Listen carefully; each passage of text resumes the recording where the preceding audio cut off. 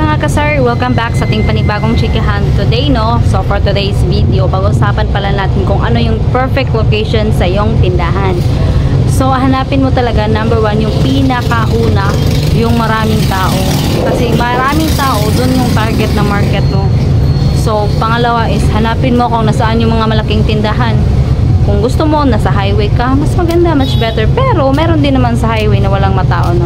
So maghanap ka ng highway na maraming tao. Yun talaga yung number one target mo, yung mabahay, yung maraming taong naglalakad, yung hindi ubusan ng tao, yung pagtingin mo pa lang maraming tao, yun, dun ka. At saka pinaka dyan, sabi daw ng mga business expert, yung mga big business expert, kung saan yung mga malaking establishment, dun ka.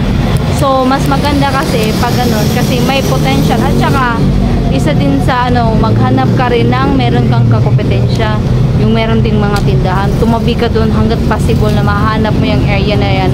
Tumabi ka dun kasi possible talaga na hindi ka masisiro at marami may sales at may sales ka. Kasi for example, may bumili sa kanila tapos wala naman sa kala, possible na dyan yan bibili sa'yo. So yun talaga yung perfect location mo. Hanapin mo yung matao, kung hindi man sa palengke, sa highway, or kung hindi man yung maraming mga residential area. Hindi din, meron kasing kunyari, sa loob ka ng subdivisions, syempre i-consider mo din yun kasi sa loob niyan, mga bahay niyan, mostly niyan mga yayamanin. So nag-grocery na yan kasi mostly pa naman sa mayaman, ayaw mga tiki-tiki. Nagpupunta talaga yan ng mga grocery store, no? Pag magbibenta buwan-buwan yan, nagsha-shopping, nag-iipon ng mga stock sa kanila. So dun ka sa mga rural area na sabihin na natin na tatrabaho palagi, tapos pag uwi, naubusan na lang sila ng mga stock. So possible talaga na bibili sa iyo at hindi ka talaga masisiro. So next niyan is maghanap ka ng kunyari sa mga terminal, or katulad dito sa amin, kasi siya, matao talaga siya kasi ang tawag nito sa amin, highway, at the same time side by side, kabila ang kalsada is residential doon, residential din dito, tapos paakyat pa doon is residential din siya. At the same time bus stop, at the same time andito yung mga malaking naisip namin na maganda to yung location na napili namin kasi andito si Palawan Pawn Shop, andun si Cebuana, andito si Rose Pharmacy sa gilid namin, andito din si Julie's Bake Shop, tapos dun sa unahan konti andun si mga malaking mga establishment, marami ding mga lechonan. So possible talaga na yung spot na nahanap namin is magandang spot talaga siya. Ang kulang na lang is yung marami kang puhunan na ipapasok mo para sa marami kang stock na hindi ka talaga maanuhan ng mawala ng customer. So yun din yung i-consider nyo.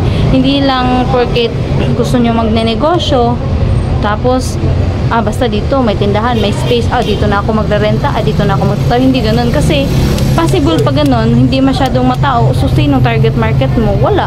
So possible na kukonti lang yung sales mo sa isang araw. So magandang spot niyan, hanapin mo saan yung mataong lugar, tapos hanapin mo saan yung may kakompetensya ka dyan. Kahit marami pa kayo, bibili at bibili talaga yung mga tao. Next niyan is yung mga malaking establishment, kung saan sila, kung pwede may bakante doon, hanapin mo kung pwede ka magipagkompetensya doon kasi possible talaga bibiliin sa'yo. Hindi naman lahat ng tao gustong pupunta doon sa supermarket o sa mall kasi yung iba napapagod na magpipila kasi yung iba din nagtatrabaho tapos uuwi na gabi, so wala nang time. So yung iba kulang din sa budget, gusto lang nila isa dalawa yung bibili nila, so ganun lang yun. Diskartihan lang din talaga. Dapat din kasi pag magbubukas ng negosyo, yun talaga yung first na isaalang-alang mo, yung location mo.